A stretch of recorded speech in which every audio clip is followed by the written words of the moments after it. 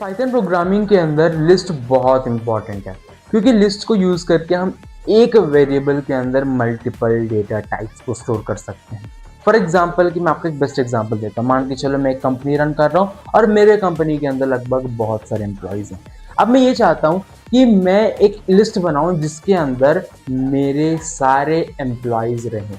तो मैं एक लिस्ट बनाऊंगा, मतलब कि मैं यहाँ पे एक वेरिएबल बनाऊंगा, उस वेरिएबल के अंदर मैं मेरे सारे एम्प्लॉयज का नाम लिखूंगा। तो इससे क्या होगा, इससे मुझे एक क्लैरिटी आ जाएगी कि मेरे कंपनी के अंदर कितने सारे एम्प्लॉयज हैं, राइट। उनके नाम मेरे पास रहेगा। ओके, मतलब कि यहाँ पे आपको कुछ रॉकेट साइंस की बात नहीं है, बस सिंपल से बात समझो कि लिस्ट यानी कि एक वेरिएबल के अंदर मल्टीपल वैल्यूज को स्टोर करना। अब वो मल्टीपल वैल्यूज कुछ भी डेटा टाइप का हो सकता है, स्ट्रिंग का हो सकता है, इंटीजर का हो सकता है, फ्लोट का हो सकता है, एज वेल एज बूलियन का भी हो सकता है। तो फिर चलिए एक बार चलते हैं कंप्यूटर स्क्रीन के अंदर और देखते हैं किस तरीके से हम इनका ऑपरेशंस को परफॉर्म करते हैं। तो let's get start. Guys, list बनाने के लिए सबसे पहले हमें उसका फॉर्मेट पता होनी चाहिए, तब जाकर हम उसको बना सकते हैं। तो गाइस, फॉर्मेट यानी कि इसका सिंटैक्स होता है। तो सिंटैक्स क्या है इस लिस्ट का, मैं अभी आपको बताऊंगा। सिंपली आपको कुछ नहीं करना, आपको एक वेरिएबल बनाना है। मैं यहाँ पे lst करके एक वेरिएबल बना रहा हूँ। अब लिस्ट बनाने के लिए हमें स्क्वायर ब्रैकेट्स का इस्तेमाल करना पड़ेगा, मतलब कि एक ओपनिंग एक क्लोजिंग। तो हमारा एक लिस्ट यहाँ पे बन चुका है, लेकिन इसको, ये जो अभी लिस्ट आपको दिख रहा है सिर्फ ब्रैकेट्स और वेरिएबल, इसको हम बोलते हैं एम्प्टी लिस्ट। इसको हम बोलते हैं एम्प्टी लिस्ट। अब ये एम्प्टी लिस्ट क्या है, जब भी हमारे लिस्ट के अंदर, मतलब कि इस ब्रैकेट्स के बीच में कुछ भी नहीं है, तो मान के यहाँ पे कोई वैल्यूज़ नहीं है, तब हम उसको एक एम्प्टी लिस्ट बोलते हैं। मतलब कि जिसकी जब भी एक लिस्ट के अंदर कुछ भी वैल्यूज़ नहीं होता है या फिर डेटा नहीं होता है, तब हम उसको एक एम्प्टी लिस्ट के नाम से बोलते हैं। मान के चलो अगर इस लिस्ट के अंदर वैल्यूज़ आ गए, फॉर एग्जांपल कि मैं इस लिस्ट के अंदर वैल्यूज़ को लिखता हूँ। फॉर एग्जांपल कि मैं अपना नाम लिखता हूँ, मैं अपना दोस्त का नाम लिखता हूँ। ओके, मैं अपना दोस्त का नाम लिखता हूँ। तो ये मेरे लिए एक एम्प्टी लिस्ट नहीं है, ये मेरे लिए एक लिस्ट है। और जैसे कि मैं इस लिस्ट को प्रिंट करूँगा, तो आप आउटपुट में देखना क्या होता है। अब यहाँ पे देख सकते हो कि श्रीहन रोहन यहाँ पे आ चुका है। सिमिलरली आप यहाँ पे नंबर्स दे सकते हो, जैसे कि मैं यहाँ पे दे रहा हूँ 25, 66। ओके, तो आप देख सकते हो यहाँ पे नंबर्स भी आ गए। अब यहाँ पे फ्लोट डेटा टाइप्स भी दे सकते हो, जैसे कि 2 पॉइंट, मतलब कि ऐसे 2.0 करके या फिर 63.0 करके, तो आउटपुट में वो भी आ जाएगा। सिमिलरली आप यहाँ पे बूलियन भी दे सकते हो, जैसे कि ट्रू दे सकते हो आप यहाँ पे। अब यहाँ पे ट्रू दे सकते हो या फिर फॉल्स दे सकते हो, तो ये भी हमारे लिए आउटपुट में आ जाएगा।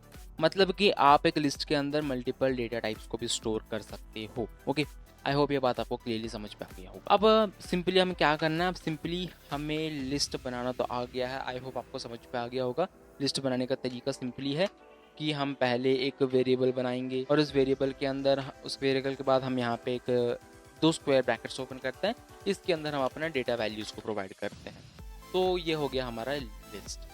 अब देखते हैं इनके थोड़े फंक्शंस जो कि बहुत इंपॉर्टेंट है, मतलब कि लिस्ट के थोड़े फंक्शंस होते हैं जो कि बहुत इंपॉर्टेंट होता है। मैं यहाँ पे एक लिस्ट बनाता हूँ एज फ्रूट्स करके। मैंने यहाँ पे फ्रूट्स करके एक लिस्ट बनाया। यहाँ पे मैं लिख रहा हूँ एज मैंगो के, और मैं यहाँ पे लिख रहा हूँ एप्पल, और यहाँ पे मैं लिख रहा हूँ बनाना। मतलब कि मैं जब इस फ्रूट्स को ना प्रिंट करूंगा तो आउटपुट में क्या आएगा, एज यूजुअली हमारा फ्रूट्स आ जाएंगे। अब पहला फंक्शन ये है कि जब भी हमें ये पता करनी हो कि इस लिस्ट के अंदर कितने वैल्यूज हैं। फॉर एग्जांपल आप यहाँ पे देख सकते हो कि यहाँ पे 3 वैल्यूज आपको दिख रहे हैं, एप्पल, मतलब कि मैंगो, एप्पल, बनाना। तो मुझे इसको पता करना, मतलब कि आपको ऐसा कभी वैल्यूज आ जाएं जहाँ वो अनकाउंटेबल हो जाएं, तब हमें पता करने के लिए हम यहाँ पे लेन फंक्शन का यूज करते हैं। LEN करके मैं यहाँ पे लिखता हूँ। तो लेन क्या करता है, बेसिकली आपका लिस्ट का जितना भी वैल्यूज़, वो वैल्यूज़ को बता देगा। फॉर एग्जांपल आप देख सकते हो कि यहाँ पे 1 2 3 आ गया।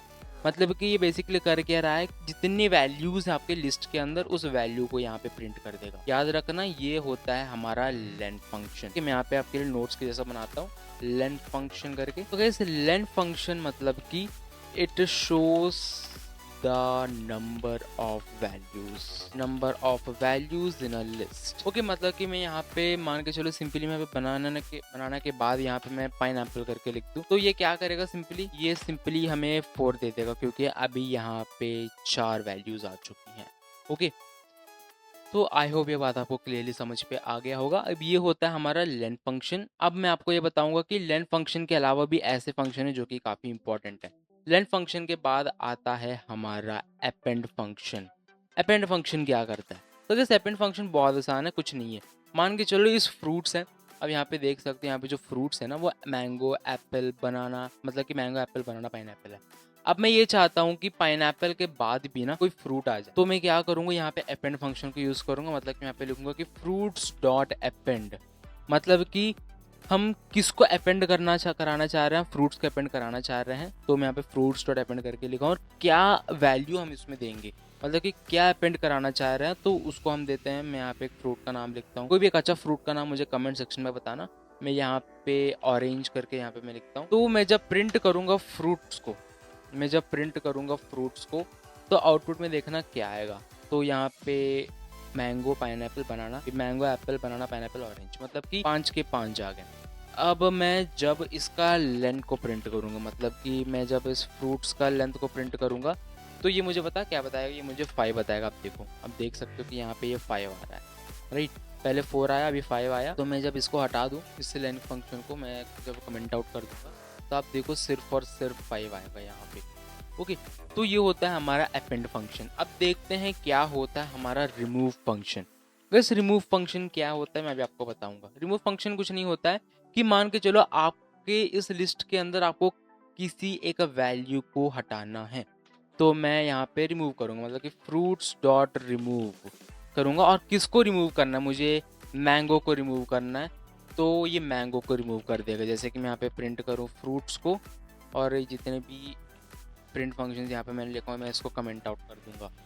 तो ये होगा क्या कि यहाँ पे जितने भी मेरे फ्रूट्स है वो यहाँ पे हट जाएंगे, मतलब कि जो मैंगो है वो यहाँ पे हट जाएगा। आप देख सकते हैं एप्पल, बनाना, पाइनएप्पल, ऑरेंज आया, यहाँ पे जो मैंगो था वो हट गया। मतलब कि रिमूव फंक्शन को यूज़ करके आप आपके लिस्ट के अंदर वैल्यूज़ को हटा सकते हो। ओके, आई होप ये बात आपको क्लियरली समझ पे आ गया होगा। ये होता है हमारा रिमूव फंक्शन।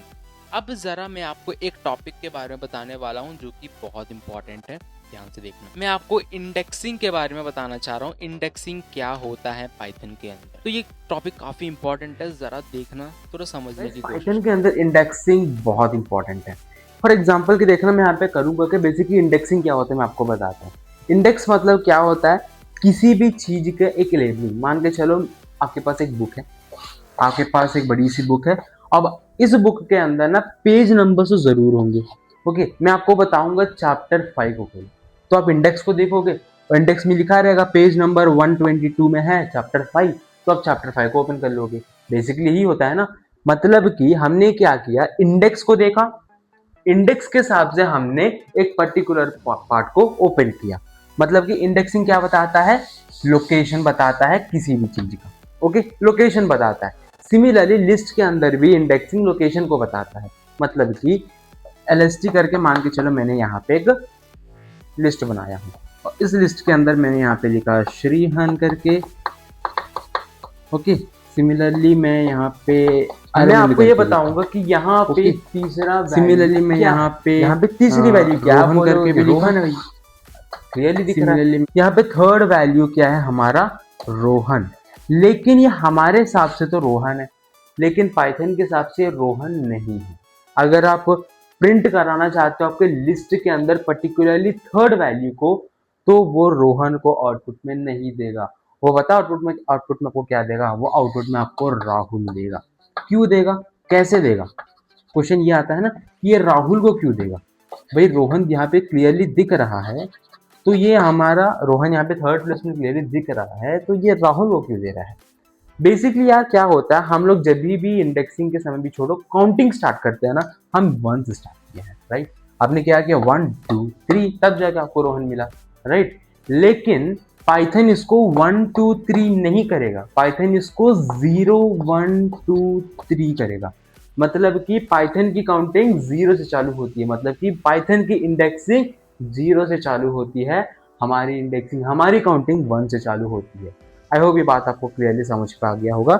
मतलब कि यहाँ पे कुछ नहीं है, सिंपल है। हम लोग जो भी नंबर हम यहाँ पे देख रहे हैं, फॉर एग्जांपल कि मैं आपको बोलूंगा दूसरी वैल्यू क्या है, आप बोलोगे अरविंद, लेकिन पाइथन के हिसाब से दूसरी वैल्यू है रोहन, क्योंकि 0 से काउंट करनी। जब भी आप पाइथन करते हो, कोडिंग करते हो पाइथन के अंदर, ये ध्यान में रख लो कि पाइथन में इंडेक्सिंग हमेशा 0 से चालू होता है।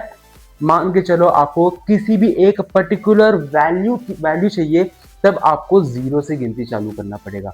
अगर आप मेरे से पूछो कि यहाँ पे तीसरी वैल्यू क्या है, तो मैं यहाँ पे 0 1 2 3 मतलब कि ये होगा मेरा वैल्यू, तो राहुल आ जाएगा आउटपुट में।